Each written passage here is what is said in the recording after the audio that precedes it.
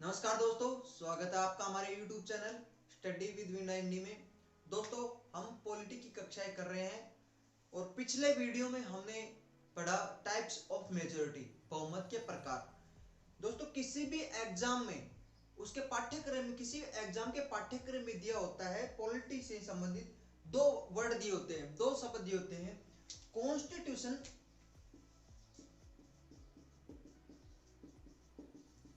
And polity. किसी भी exam के पाठ्यक्रम में दो वर्ड दिए होते हैं, polity and constitution, polity and constitution. अब यूपीएससी पेपर सेकंड में देखें हम, तो उसमें भी यही दिया हुआ है, कॉन्स्टिट्यूशन एंड पॉलिटी। तो हम सबसे पहले आज इस विषय के बारे में पढ़ें कि कॉन्स्टिट्यूशन क्या होता है और पॉलिटी क्या होता है। अधिकतर स्टूडेंट सिर्फ कॉन्स्टिट्यूशन को ही पढ़ते रहते हैं, उसको पता ही नहीं होता है कि पॉलिटी में क्या क्या पढ़ा जाता है। तो आज हम पढ़ेंगे, दो इनके बारे में पढ़ेंगे, क्या इस विषय के बारे में जानेंगे कि कॉन्स्टिट्यूशन एंड पॉलिटी क्या होता है। इसी विषय के बारे में जानेंगे आज हम, और उसके बाद में हम पढ़ेंगे भारतीय संविधान की प्रस्तावना के बारे में। तो हम देखेंगे आज, तो देखिए, तो कॉन्स्टिट्यूशन एंड पॉलिटी के बारे में जानेंगे हम। तो सबसे पहले हम जाने कि कॉन्स्टिट्यूशन क्या होता है। तो इसी के विषय में जाने हम सबसे पहले कि कॉन्स्टिट्यूशन क्या होता है। संविधान।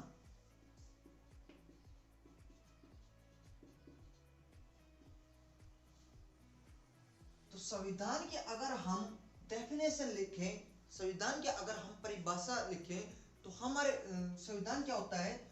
संविधान एक दस्तावेज,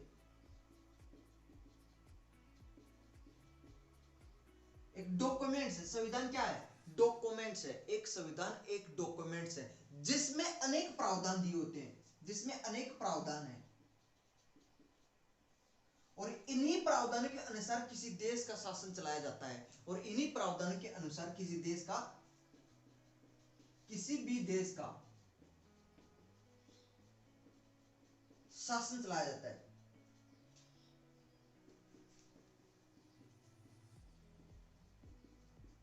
तो हमारे पास कॉन्स्टिट्यूशन की क्या परिभाषा हुई।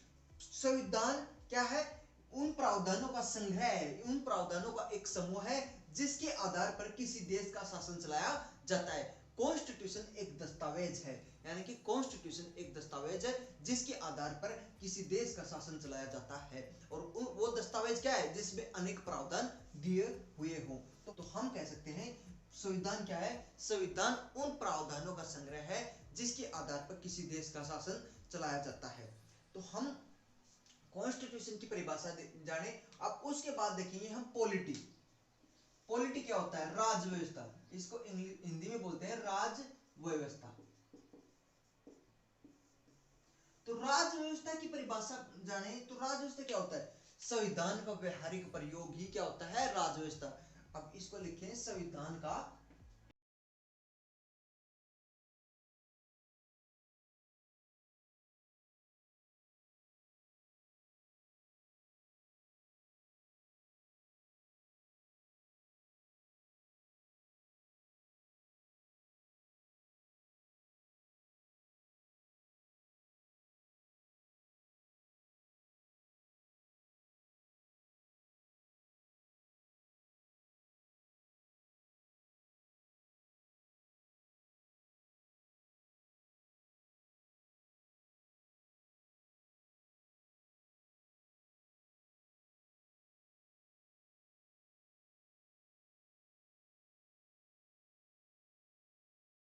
चलता है पॉलिटी, राज व्यवस्था। संविधान को लागू करते समय जो विषय और मुद्दे उभर कर सामने आते हैं उनको क्या कहता है? पॉलिटी कहा जाता है। तो संविधान का व्यवहारिक प्रयोग है क्या? राज व्यवस्था। संविधान का व्यवहारिक प्रयोग है राज व्यवस्था। और संविधान क्या है? प्रावधानों का संग्रह है जिसके आधार पर किसी देश का शासन चलाया जाता है, किसी देश का शासन चलाया जाता है। और पॉलिटी क्या है? पॉलिटी है संविधान का व्यवहारिक प्रयोग, जिसको लागू करते समय जो विषय और मुद्दे उभर कर सामने आते हैं उन्हीं को क्या कहता है? उसी को क्या कहता है? पॉलिटी, राज व्यवस्था। अब इसके अंदर क्या क्या पढ़ते हैं हम, उनको देखेंगे हम। देखो, राज व्यवस्था यानी कि पॉलिटी के अंदर क्या पढ़ेंगे हम।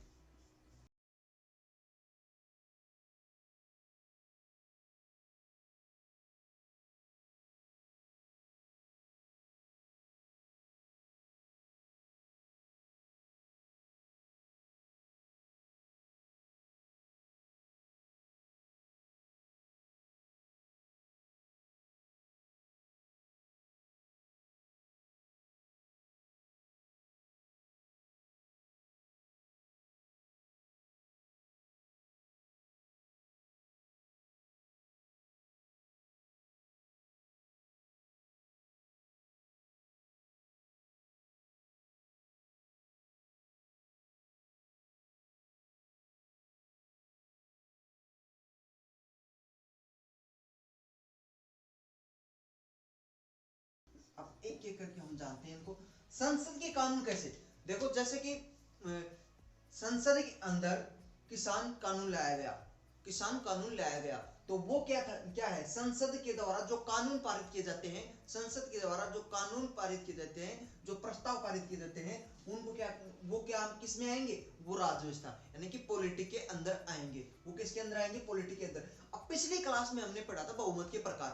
अब संसद के अंदर जो कानून है वो किस मेजोरिटी से पास होंगे, किस बहुमत से पास होंगे, वो क्या है, किसका विषय है, वो तो एक कॉन्स्टिट्यूशन का विषय है। लेकिन संसद के अंदर बिल पास करना, वो क्या है, कौन सा बिल पास करना है, कौन सी कानून लेके आना है, वो क्या है, राज्य व्यवस्था, वो क्या है, पॉलिटी। उसी प्रकार से न्यायालय के निर्णय, न्यायालयों के निर्णय के अंदर हम देखिए, अब हाल फिलहाल में अभी कर्नाटका हाई कोर्ट का एक डिसीजन आया है, हिजाब विवाद, आपको पता होगा हिजाब विवाद चल रहा है, उसी में आपको कर्नाटका हाई कोर्ट का एक डिसीजन आया है जिसमें हिजाब धर्म का अनिवार्य हिस्सा नहीं है। उसमें कहा गया है कि हिजाब यानी कि कर्नाटका हाई कोर्ट का हाल फिलहाल का अभी का एक कर्नाटका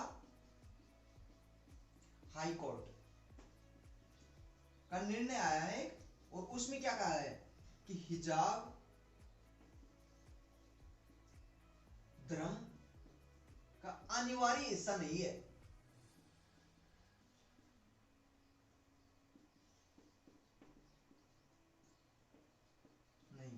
अनिवार्य हिस्सा नहीं है। तो न्यायालय के निर्णय, हाई कोर्ट, सुप्रीम कोर्ट यानी कि जो भी न्यायालय है उनके निर्णय क्या होंगे, वो सब में किस में आएंगे, वो राजव्यवस्था के अंदर। वो वैसे किसके अंदर शामिल होंगे, राजव्यवस्था के अंदर। जो विषय और मुद्दे उभर कर के सामने आते हैं वो किस में आएंगे, राजव्यवस्था के अंदर।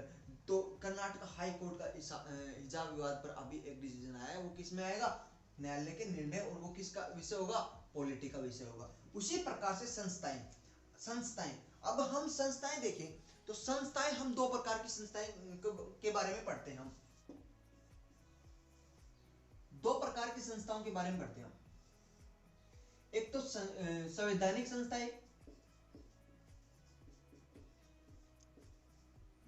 इंग्लिश में बोलते हैं कॉन्स्टिट्यूशन, और एक गैर संवैधानिक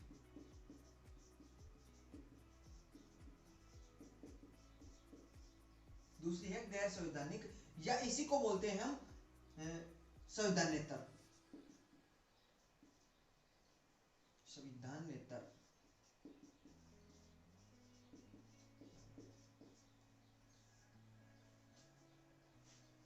इंग्लिश में बोलते हैं एक्स्ट्रा कॉन्स्टिट्यूशनल,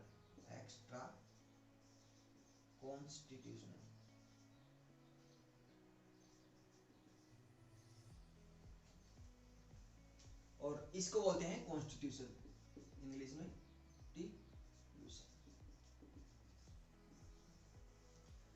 संवैधानिक संस्थाएं क्या होती हैं, हम संस्थाएं पढ़ रहे हैं, हम संस्थाओं के बारे यानी कि राज्य व्यवस्था के अंदर कौन कौन से विषय आएंगे, राज्य व्यवस्था के अंदर आएंगे संसद के कानून, न्यायालय के निर्णय और संस्थाएं। और संस्थाओं में कौन कौन सी, संवैधानिक संस्थाएं और गैर संवैधानिक या संवैधानेतर। अब हम संवैधानिक संस्थाओं के अंदर क्या कौन कौन से पढ़ेंगे, संवैधानिक संस्थाएं कौन सी होती है। सबसे पहले हम जानें कि संवैधानिक संस्थाएं कौन सी होती है। संवैधानिक संस्थाएं वे संस्थाएं होती हैं जिसको संविधान द्वारा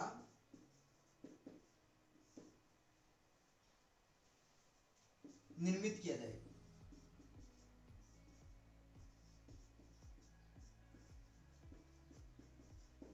संवैधानिक संस्थाएं कौन सी हुई, जिसको संविधान के द्वारा निर्मित किया जाता है, उसको क्या कहता है, संवैधानिक संस्थाएं। जैसे कि हम समझे आर्टिकल 280 के अंदर क्या है, आर्टिकल 280 के अंदर क्या है, वित्त आयोग यानी कि वित्त आयोग आर्टिकल 280 के अंदर, तो संविधान के अंदर है ही, इसके संविधान के अनुसार इसका निर्माण किया गया है, तो वित्त आयोग।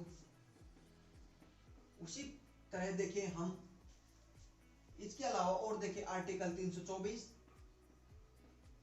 इलेक्शन कमीशन ऑफ इंडिया यानी कि भारतीय चुनाव आयोग का उल्लेख किसमें किया गया है, संविधान के अंदर इनका उल्लेख किया गया है।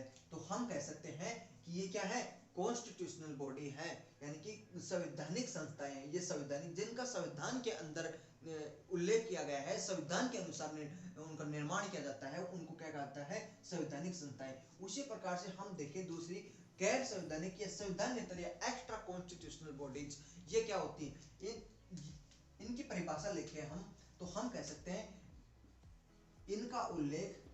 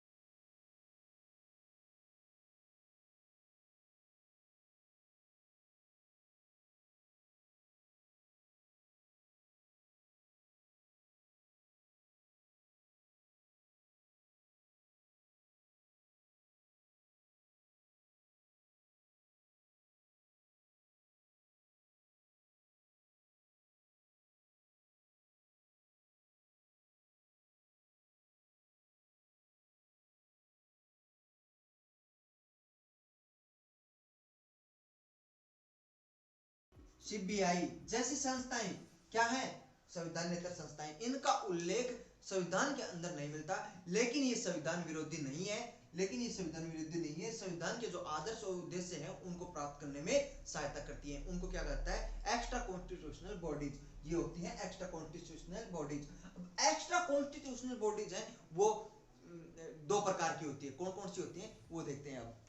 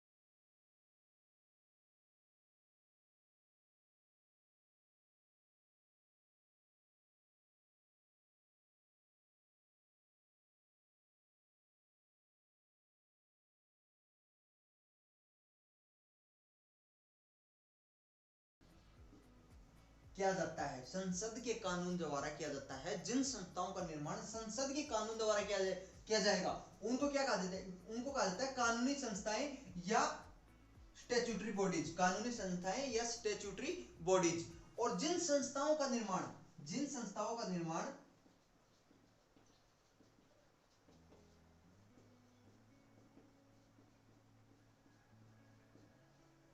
कार्यपालिका या राष्ट्रपति के आदेश पर, राष्ट्रपति के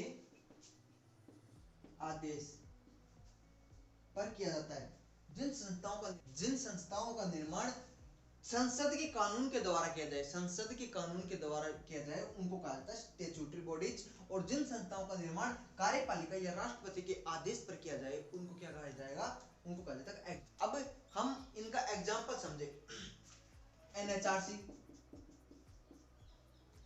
एनसीएम, सीवीसी और सेबी,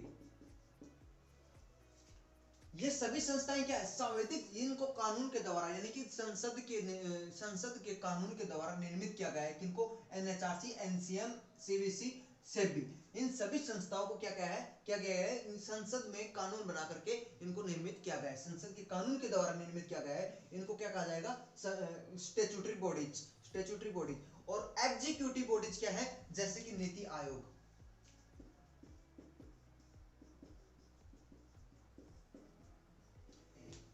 सीबीआई, इसके अलावा एक है सीबीआई। देखो फिर से, सांवैधिक संस्थाएं यानी कि सांवैधिक कानून या स्टैट्यूटरी बॉडीज क्या होती हैं, स्टैट्यूटरी बॉडीज वे होती हैं जिन संस्थाओं का निर्माण संसद के कानून के द्वारा किया जाए, उनको स्टैट्यूटरी बॉडी कहते हैं। जैसे कि एनएचआरसी है, एनसीएम है, सीबीसी है, सेबी है, इनको क्या कहा जाएगा, स्टैट्यूटरी बॉडी, क्योंकि ये संसद के कानून के द्वारा निर्मित की गई है।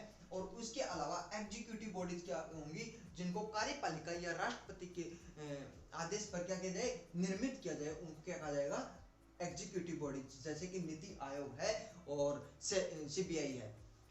ठीक है, तो इस प्रकार से हम देख रहे हैं कि कॉन्स्टिट्यूशन एंड पॉलिटी के अंदर हम किन किन विषयों को पढ़ेंगे, यानी कि कॉन्स्टिट्यूशन के अंदर किन विषयों को पढ़ेंगे और पॉलिटी के अंदर किन विषयों को पढ़ेंगे। तो कॉन्स्टिट्यूशन क्या होता है, कॉन्स्टिट्यूशन क्या होता है, संविधान।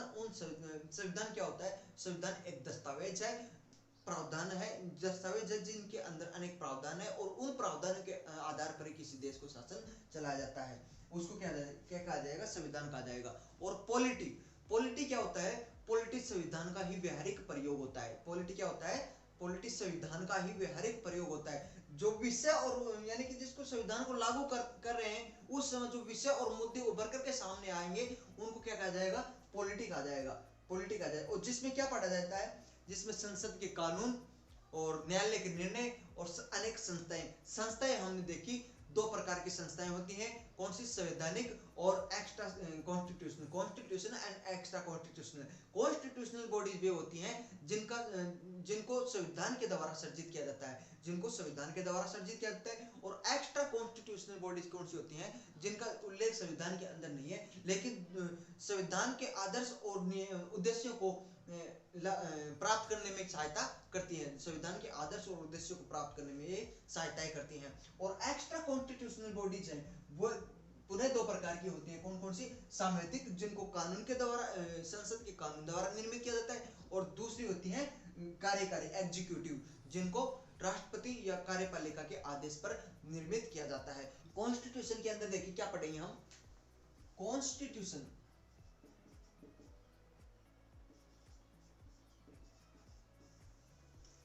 कॉन्स्टिट्यूशन क्या है, कॉन्स्टिट्यूशन है उन प्रावधानों का संग्रह है जिसके आधार पर क्या चलाया जाता है, किसी देश का शासन चलाया जाता है, जिसके आधार पर किसी देश का शासन चलाया जाता है। अब हम देखें कि कॉन्स्टिट्यूशन है और कॉन्स्टिट्यूशन को अनेक किस में पार्ट में बांटा गया है, कॉन्स्टिट्यूशन को अनेक पार्ट के अंदर बांटा गया है, पार्ट यानी कि भाग, कॉन्स्टिट्यूशन के अंदर अनेक भाग है और भाग के अंदर क्या है, अनेक चैप्टर हैं, चैप्टर है यानी कि अध्याय है। और अध्याय के अंदर क्या है, अनेक अध्याय के अंदर क्या है, उसके अंदर है आर्टिकल, अनुच्छेद, और अनुच्छेद के अंदर क्या है, खंड यानी कि क्लॉज, और क्लॉज के अंदर क्या है, उपखंड, उपखंड, सब क्लॉज, इनको देखते हैं हम। अब देखो हम कॉन्स्टिट्यूशन एक डायग्राम के अनुसार समझे हम, तो देखो ये हमारे पास क्या है, कॉन्स्टिट्यूशन है। अब कॉन्स्टिट्यूशन के अंदर क्या है, कॉन्स्टिट्यूशन के अंदर है भाग, कुछ भाग है, यानी कि कॉन्स्टिट्यूशन के अंदर कुछ पार्ट है, और पार्ट के अंदर क्या है, कुछ चैप्टर हैं, कुछ चैप्टर हैं, अध्याय हैं, और अध्याय के अंदर क्या है, कुछ अनुच्छेद हैं, कुछ अनुच्छेद हैं, और अनुच्छेदों के अंदर क्या है, कुछ खंड है, कुछ खंड है और कुछ उपखंड है, और खंडों के अंदर कुछ क्या है, उपखंड है। तो सबसे बड़ा हिस्सा किसका है, ये हमारे पास संविधान, कॉन्स्टिट्यूशन, कॉन्स्टिट्यूशन, संविधान के अंदर क्या है, कुछ पार्ट हैं,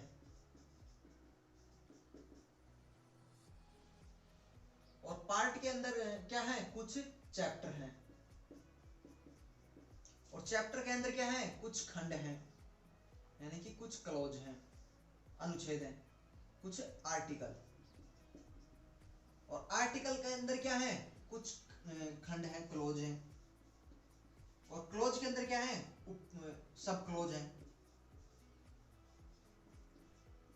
अब इनको देखते हैं। देखो, जैसे कि हमारे पास कॉन्स्टिट्यूशन है, कॉन्स्टिट्यूशन के अंदर पार्ट है, पार्ट के अंदर जैसे कि भारतीय संविधान का भाग नंबर 1 संघ और उसका राज्य क्षेत्र है, उसके बारे में बताता है। भाग नंबर 2 नागरिकता के विषय के बारे में बताता है, नागरिकता के विषय के बारे में बताता है। भाग नंबर 3 मौलिक अधिकारों के बारे में बताता है। भाग 4 नीति निर्देशक कर्तव्यों के बारे में बताता है। भाग 4A किस क्या बताता है, मौलिक कर्तव्यों के बारे में बताता है। पार्ट है, उनको अनेक चैप्टर के अंदर डिवाइड किया गया है। जैसे कि भाग 5 है संघ के बारे में, उसके अंदर अनेक चैप्टर हैं, उन चैप्टर के इनको चैप्टर के अंदर डिवाइड किया गया है। जैसे कि भाग 5 का पहला अध्याय बताता है कार्यपालिका, दूसरा बताता है संसद, और तीसरा क्या बताता है, तीसरा बताता है राष्ट्रपति की विधायी शक्तियां। इस प्रकार से अनेक भाग को पार्ट के अंदर अनेक भागों में अंदर विभाजित किया गया है, और भागों को अनेक अध्याय के अंदर भाग को अनेक चैप्टर के अंदर विभाजित किया गया है।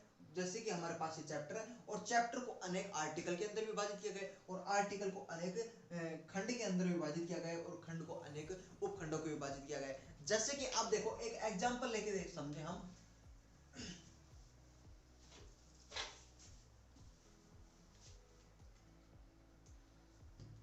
जैसे कि आर्टिकल 14 में क्या दिया हुआ है, आर्टिकल 14 के अंदर क्या दिया हुआ है, आर्टिकल 14 कहता है कि राज्य किसी भी व्यक्ति को विधि के समक्ष समानता और विधि के समान संरक्षण से वंचित नहीं करेगा। आर्टिकल 14 क्या कहता है, आर्टिकल 14 किसमें, पार्ट नंबर 3 मौलिक अधिकार, पार्ट नंबर 3 भाग संविधान के भाग नंबर 3 के अंदर दिया हुआ है क्या, मौलिक अधिकार। और पहला मौलिक अधिकार है समानता का अधिकार, और जिसमें आर्टिकल 14 क्या कह रहा है कि राज्य किसी भी व्यक्ति को विधि के समक्ष समानता और विधि के समान संरक्षण से वंचित नहीं करेगा। और इसी प्रकार से हम देखें उपखंड, यानी कि खंड और उपखंड। अब मैं लिखूं आर्टिकल 39A और आर्टिकल यानी कि अनुच्छेद 39A।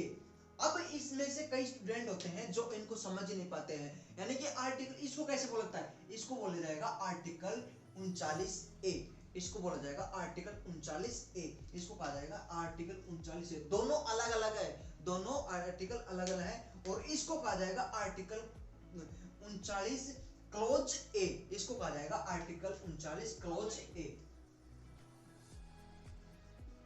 यानी कि क्लोज ए बोला जाएगा इसको, और इसको कहा जाएगा, ये स्वतंत्र आर्टिकल है 39A स्वतंत्र आर्टिकल है, और ये क्लोज ए है, यानी कि दोनों आर्टिकल क्या है, अलग अलग है। तो हम कह सकते हैं कि ये आर्टिकल क्लोज ए है, यानी कि 39 क्लोज ए। और इसी प्रकार से अगर हम आर्टिकल 19 में दिया हुआ है क्या, जैसे कि 19 क्लोज 1 और सब क्लोज ए, विचार और अभिव्यक्ति की स्वतंत्रता। आर्टिकल 19 में 6 प्रकार की स्वतंत्रता दी हुई है, जिसमें से आर्टिकल 19 क्लोज 1 सब क्लोज ए क्या कहता है, विचार और अभिव्यक्ति की स्वतंत्रता। इस प्रकार से हम कहेंगे कि ये सब क्लोज होगा।